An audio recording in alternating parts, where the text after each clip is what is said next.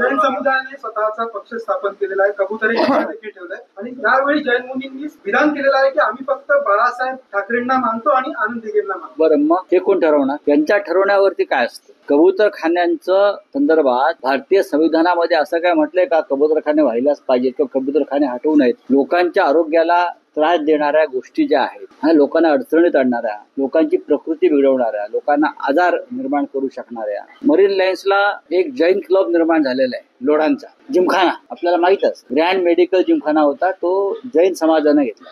तर त्याचं जे मैदान आहे त्याच्यामध्ये कबूतरखाना करावा ना, 100% करावा. आम्ही तिथे दाणे घालायला येऊ कबुतरांना. आम्ही सुद्धा मानवतावादी, दयावादी, भूतदयावादी आहोत. हिंदू हृदय सम्राट बाळासाहेब ठाकरे यांच्यासारखा भूतदयावादी नेता नव्हता. उद्धव ठाकरे आणि बाळासाहेब ठाकरे यांच्यामध्ये तुम्ही भेदाभेद करू नका. उद्धव ठाकरे साहेब त्याच पक्षाचे प्रमुख आहेत जो बाळासाहेब ठाकरेंनी स्थापन केला, लक्षात घ्या. आणि आनंद दिघे त्या पक्षाचे जिल्हा प्रमुख.